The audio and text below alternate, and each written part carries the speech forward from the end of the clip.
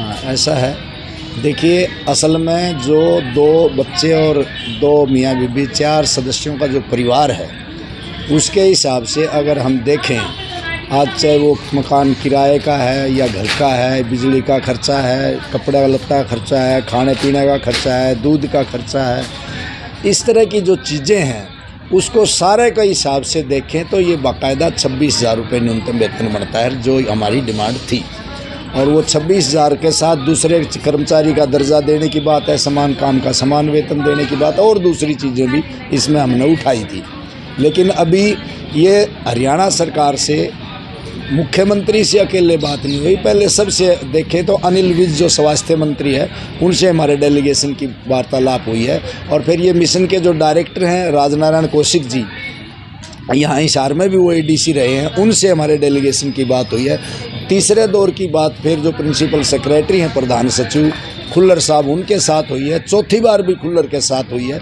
और फाइनल ये मुख्यमंत्री के साथ बातचीत हुई है, जिसमें ये फैसला हुआ है।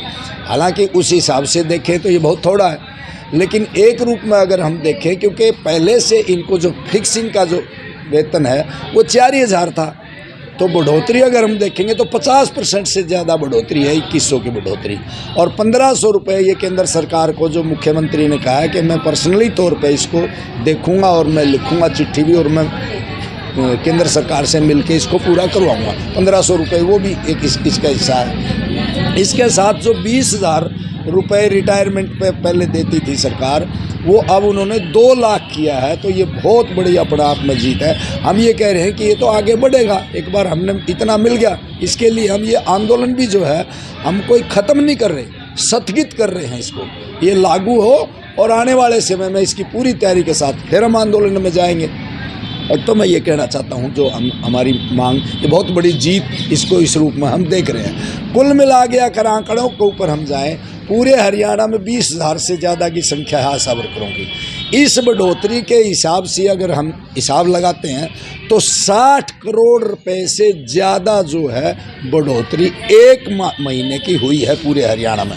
और एक साल में पूरे में ये 750 करोड़ रुपए के आसपास ये बैठेगी। और ये 2 लाख रुपए रिटायरमेंट के अलग है, बल्कि इसको हम ये कहना चाहते हैं। एक रूप में इसको हम देखते हैं, तो क्योंकि आम लोग तो इसको देखते हैं 2100 की बढ़ोतरी, हम देखते हैं पूरी कलेक्टिव करते हुए पूरे हरियाणा में कि ये खर्च इस प्रकार का आएगा। उसका बजट अलग अलग सरकार ने भी तय किया होगा, खैर मैं उस पर डिटेल में मैं नहीं जाना चाहता।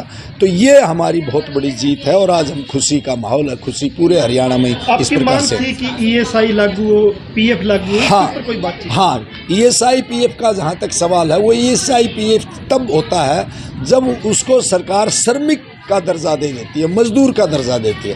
अभी इनको समाज सेविका के रूप में देखते हैं, वो लड़ाई और बड़ी बनेगी। अभी इसकी एक शुरुआत है, इस रूप में हम इसको देख सकते हैं, वो अभी नहीं हुआ है। तो ये बेनिफिट जो और दूसरे इंसेंटिव देते हैं उनमें कुछ बढ़ोतरी हुई है। और ये 2 लाख रिटायरमेंट पे तो हमने ये विचार किया कि ये ज़्यादा ज़रूरी है आज के दिन, क्योंकि ये 2 लाख नहीं रहेंगे, आने वाले समय में और ये बढ़ेंगे। इसके लिए आंदोलन हमारे जारी रहेगा। एक चर्चा थी कि आयुष्मान कार्ड में इनको जोड़ा गया है, इसके बारे में क्या, कैसे इनको जोड़ा गया है? हाँ, आयुष्मान कार्ड में इनको इस रूप में जोड़ा गया है कि जैसे आम लोगों के वो आयुष्मान कार्ड जो बनते हैं गरीबी रेखा के नीचे, उसकी एक सीमा तय है। 1,80,000 से फैमिली आईडी में आमदनी का जो सवाल है, उनके ऐसे बनते हैं। तो उनमें उस कैटेगरी को इन्होंने शामिल किया है कि आयुष्मान कार्ड के नाम पे इनका स्वास्थ्य सुविधाओं की सेवाएं मिलेगी बीमारी के समय। अगर काम करते कोई आशा वर्कर की डेथ हो जाती तो उसमें भी कुछ लागू किया? हाँ, 5 लाख रुपये। 5 लाख रुपये 5 लाख रुपये आशा वर्कर की अगर मौत हो जाती है उसको मिलते हैं, मिलेंगे। तो मेरा एक सवाल है कि जो विपक्षी पार्टियां हैं, जो वोटों के ऊपर एक निगाहें रखती है कि सत्ता से जो नाराज होगा, आंदोलन करेगा, उसको वोट नहीं मिल जाएगा, तो उनको क्या कहना चाहोगे? क्योंकि विधानसभा में उस प्रकार से विपक्षी पार्टियों ने आवाज़ नहीं उठाई, आपका समर्थन भी करने आए तो कोई बड़े लेवल पे नहीं आए, कोई नेता आ गया समर्थन कर गया।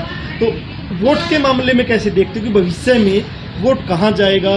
जो इन आशा वर्कर है, चाहे मिड डे मील है, चाहे दूसरे वर्कर। हाँ, इसको 2 तरह से हम देखते हैं। एक तो सबसे पहला जो काम है, इस जीत के साथ साथ हमारी जो यूनियन है, हमारे जो संगठन है, उसको मजबूत करेंगे। उसको जब मजबूत करेंगे हम हमारे संगठन को, और विपक्ष की राजनीतिक पार्टियां चाहे कोई भी आई हैं, चाहे वो इनेलो आई है, चाहे वो आम आदमी पार्टी आई है, चाहे कांग्रेस आई है, चाहे वो सीपीआई आई है, चाहे सीपीएम आई है, हम सबको ये कहना चाहते हैं वोट के रूप में कि हमारे CI2 की एक ताकत जिस रूप में हम देखते हैं पूरे हरियाणा में जो हमारी सदस्यता है, अलग अलग यूनियनें हैं, हम ये कहना चाहते हैं, आंदोलन उनके भी शुरू हो रहे हैं, सफाई कर्मचारियों का शुरू है, तो हम ये कहना चाहते हैं कि अपने अपने घोषणा पत्र में अगर इसको डाल लेंगे, और विपक्ष में जो आज राज का इंतजार कर रही है कि बीजेपी जाएगी और हमारा राज तो आया पड़ा है, हम विशेषकर ऐसी पार्टियों को तो कहना चाहते हैं अपने घोषणा पत्र में इसको जोड़िए। अपने घोषणा पत्र में नहीं डालोगे तो ये उम्मीद मत कर लेना कि ये बीजेपी से नाराज़ हो गए और हमारे पास ही आ जाएंगे।